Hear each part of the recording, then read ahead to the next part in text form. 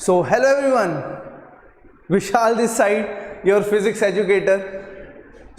आज हम देखेंगे रे ऑप्टिक्स का एक बेहतरीन topic that is technically termed as what reflection of light and laws of reflection. और इसके बाद हम देखेंगे एक न्यूमेरिकल जो हमारे जेईई मेंस का हो सकता है, नीट का भी हो सकता है, देखते हैं किसका होगा। सही है, so let's begin. So today's topic is what? Reflection of light. So basically reflection of light is what? If ray strikes a surface and return back to the medium, this phenomenon is known as what? Reflection of light. So थोड़ा बहुत अंदाजा हुआ होगा, ठीक है। और ये चीज़ें हम लोग 10th स्टैंडर्ड से पढ़ते आ रहे हैं। What is reflection of light? बहुत हलवा टॉपिक है, ठीक है, और आई होप तुम सभी जानते हो इसके बारे में। सो फर्स्ट लेक्चर है रे ऑप्टिक्स का। सो देखते हैं क्या बातें होंगी यहाँ पे। रिफ्लेक्शन ऑफ लाइट क्या बोलता है? अगर मान लेता हूँ ये रे इंसिडेंट हुई है यहाँ पे, ये रे ऑफ लाइट इंसिडेंट हुई है सरफेस पे, this is what? This is incident ray, this is what? Incident ray. And the second work is what? Normal draw करो। नॉर्मल जो होगा वो सरफेस जो होगा, जिस सरफेस पे लाइट जो है वो इंसिडेंट हो रही है उस सरफेस के परपेंडिकुलर डायरेक्शन में नॉर्मल। सो ये आ गया आपका नॉर्मल, ठीक है जी। नेक्स्ट, यहां से इसने कुछ एंगल यहां पे नॉर्मल के साथ इंसिडेंट किया है, मतलब जिसको हम लोग नाम देंगे what is I. So I is basically what? Angle of incidence. साथ साथ में लिखते चलते हैं। I is what? Angle of incidence.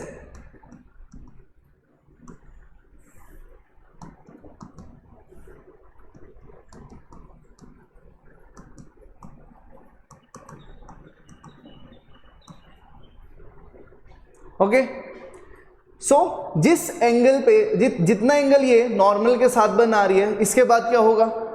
Incident हो चुकी है किसके साथ? सरफेस के साथ। अब ये यहां से स्ट्राइक करेगी, रिफ्लेक्ट बैक कर जाएगी, इसको क्या बोलेंगे? रिफ्लेक्शन हो गया लाइट का, ठीक है जी। ये प्लेन मिरर है हमारा, ठीक है, ये प्लेन मिरर है। So this is what? Reflected रे।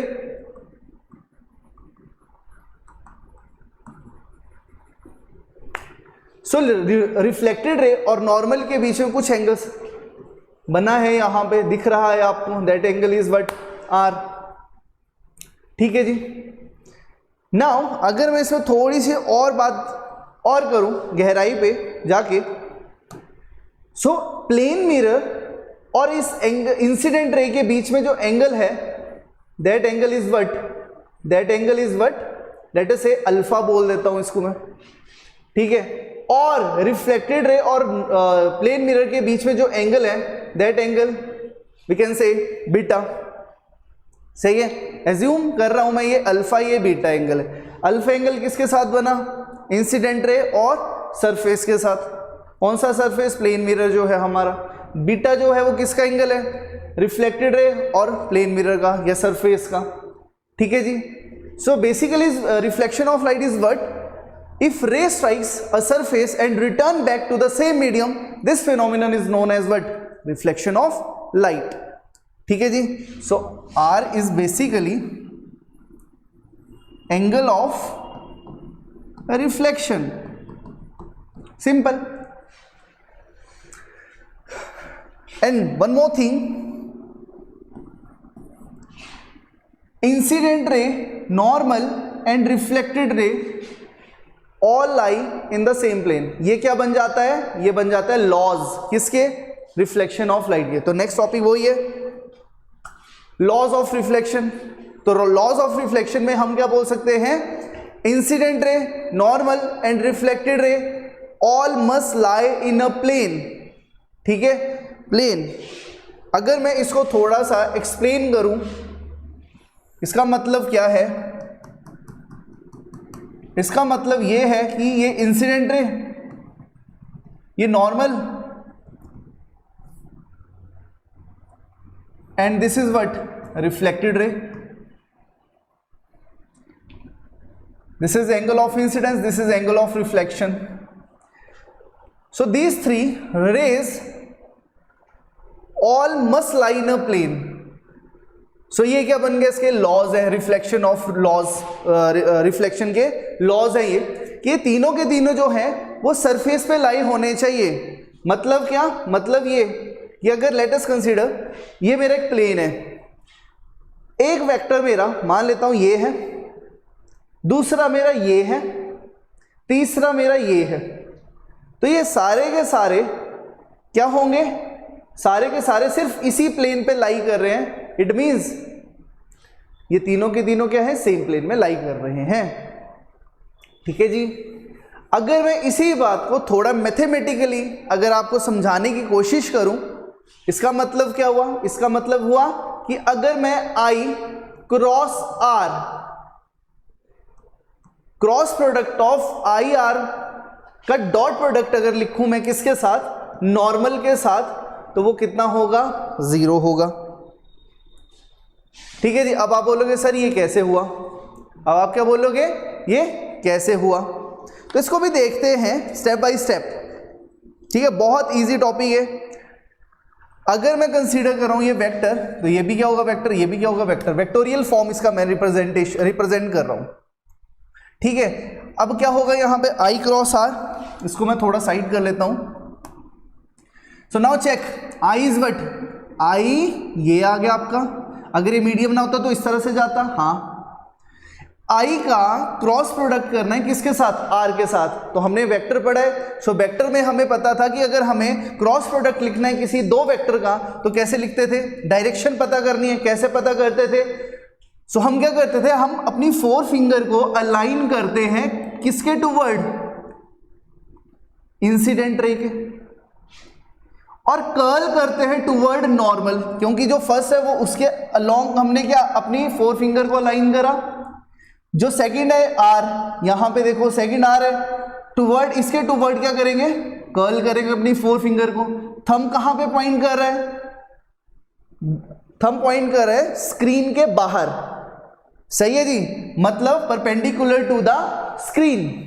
इट मींस जो भी यहां से रिजल्टेंट आ रहा है that is out of the surface, या मैं बोल सकता हूं आउट ऑफ द स्क्रीन. ठीक है. और नॉर्मल, अब यहां से जो भी रिजल्टेंट निकल के आएगा उसका डॉट प्रोडक्ट करना है नॉर्मल के साथ. अब आप खुद चेक करो. अब आप खुद चेक करो. मान लीजिए रिजल्टेंट को मैंने x से रिप्रेजेंट करा. अब मैं इनका जो क्रॉस प्रोडक्ट लिखा, इसका डॉट प्रोडक्ट लिखने जा रहा हूं किसके साथ? नॉर्मल के साथ. तो अगर आप चेक कर पा रहे हो, नॉर्मल यहां पे ये है, ये नॉर्मल आ गया, और ये स्क्रीन से बाहर निकलता हुआ क्या आ गया? x, जो इन दोनों का हमने डॉट प्रोडक्ट लिया है. तो ये 90 डिग्री एंगल कितना बन रहा है यहां से इनके बीच में? ये एंगल बन रहा है इसके बीच में 90 डिग्री. सही है जी. सो इसके और बाहर जो x है, इसके बीच में जो एंगल है that angle is 90 degree.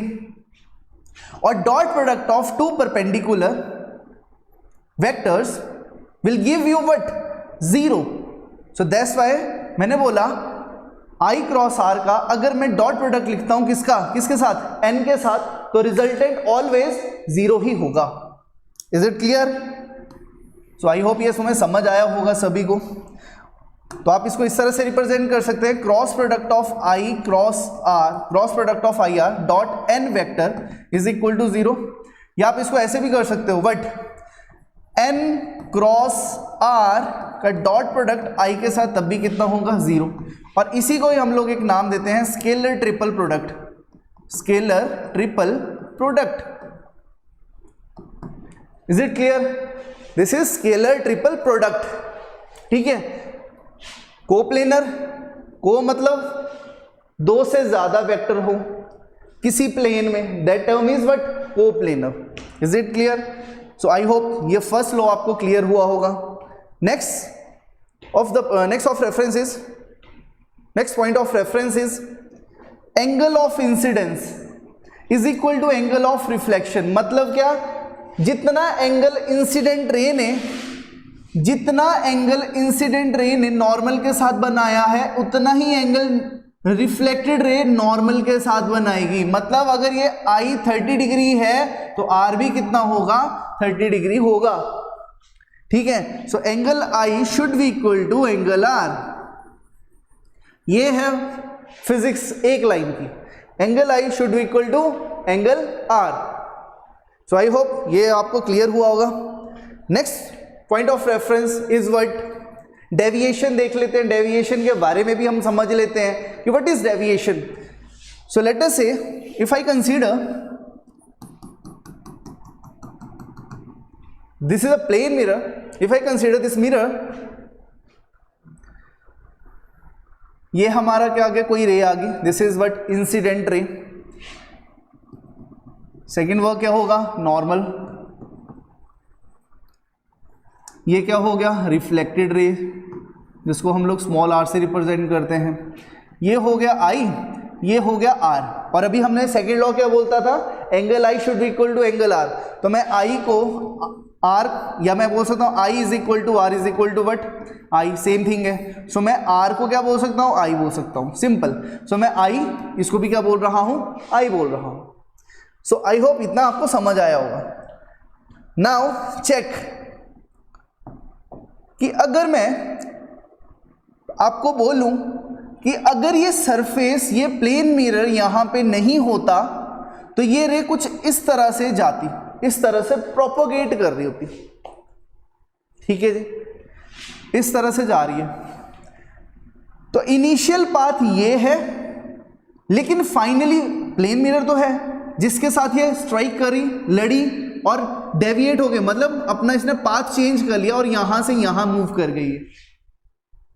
So initial path से फाइनल पाथ के बीच में कितने डिग्री का एंगल है, that is technically termed as what, deviation. उतना डेविएशन हुआ, मतलब इनिशियल पाथ से फाइनल के बीच में कितना वो रास्ता भटकी है, that is what, that is angle of deviation. तो इसको मैं डेल्टा से रिप्रेजेंट करूंगा, delta is what, deviation. So simple, so deviation में लिख सकता हूं क्या, deviation is nothing but pi minus of 2i। ठीक है, अगर कोई बोलता है कि सर मुझे पाई समझ नहीं आता, रेडियंस में समझ नहीं आता, डिग्री में बताइए, तो मैं बोलूंगा simple 180 degree minus of 2i।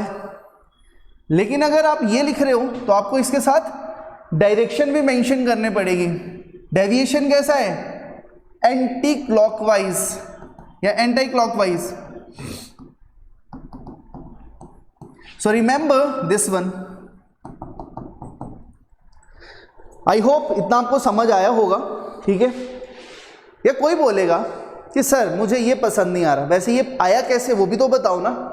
Simple, सो मैं बोलूंगा कि यहां से यहां का एंगल जो है वो है 180 डिग्री। आप बोलोगे बिल्कुल सही है, ये एंगल हो गया 180 डिग्री। और ये वाला एंगल जो है वो कितना है, आप बोलोगे 2i। तो मुझे ये वाला एंगल चाहिए, तो 180 माइनस ऑफ 2i, सिंपल। सो ये आ गया यहां से 180 या पाई माइनस ऑफ 2i। कोई बच्चा बोलेगा कि सर मुझे इस तरह से नहीं, मुझे इस तरह से समझना है, क्या मैं ऐसे लिख सकता हूं कि यहां से यहां पे चेक करो? हाँ कर सकते हो। यहां से यहां पे एंगल कितना बन रहा है, 180।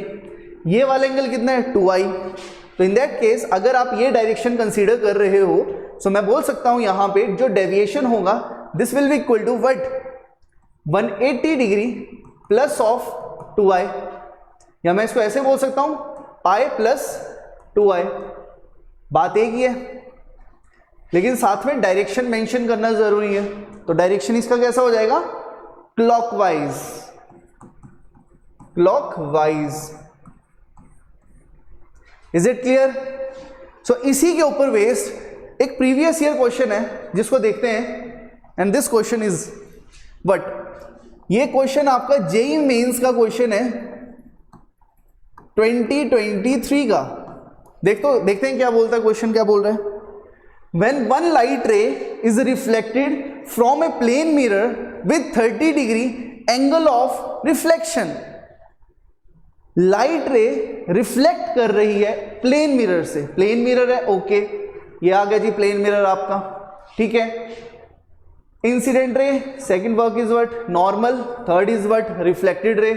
सो ये इंसिडेंट रे, ये रिफ्लेक्टेड रे, ये नॉर्मल। सो ये बोल रहा है plane mirror with light of reflected, light ray is reflected from a plane mirror with 30 degree angle of reflection. तो सिंपल बोल सकता हूं 30 डिग्री है तो पक्की बात है ये भी 30 डिग्री है। कैसे पता चला? Second law, angle I should be equal to angle R. अगर ये 30 है तो ये भी कितना होगा? 30 होगा। सिंपल। इनिशियली चेक करना, मैंने यही चीज आपको अभी समझाई कि अगर ये प्लेन मिरर यहां पे नहीं होता तो ये रे कुछ इस तरह से मूव कर रही होती। हाँ, सो इनिशियल पाथ से फाइनल पाथ के बीच में कितने का डेविएशन हुआ, कितना ये भटका अपने रास्ते से, दैट इज डेल्टा। और डेल्टा ही मुझे इसमें क्वेश्चन में निकालने के लिए बोला है, the angle of deviation. So delta is equal to pi minus of 2i, या दूसरा फॉर्मूला रेडियंस में नहीं है तो 180 degree minus of 2 times of i, deviation delta. So यहां पे एंगल ऑफ इंसिडेंस कितना दे के रखा है? i है आपका 30 डिग्री। तो सिंपल मैं यहां पे वैल्यू पुट करूंगा 180 degree minus of 2 into 30, sorry my bad 30 है, sorry my bad, 2 into 30, this is angle of incidence, angle of reflection. कितना बन जाएगा ये? 180 degree minus of 60 degree, this would be equal to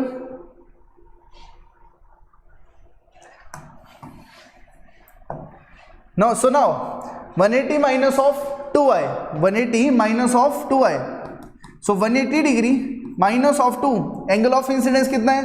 30 degree. ये आ जाएगा, कितना बनेगा? 180 degree minus of 60 degree, so answer will be 120 degree. So C option is the right option. So I hope आपको ये कॉन्सेप्ट समझ आया होगा, ठीक है, ये क्वेश्चन समझ आया होगा। सो इसी तरह से फिजिक्स हम पढ़ेंगे, कॉन्सेप्ट के साथ पढ़ेंगे, रट्टा नहीं मारना है हमें, ठीक है, क्योंकि आप जहां पे हो, जिसके पास, जिससे पढ़ रहे हो, वो रटवाता नहीं है, चीजों को समझाता है, खून में घुसा देता है, सिंपल लैंग्वेज में अगर मैं बात करूं। सो माइंडसेट आपका, बस माइंडसेट स्ट्रांग होना चाहिए आपका। करना कैसे है वो हमारे ऊपर छोड़ दो। Is it clear? So I hope ये लेक्चर आपको समझ आया होगा। मिलते हैं नेक्स्ट लेक्चर में। Thank you all.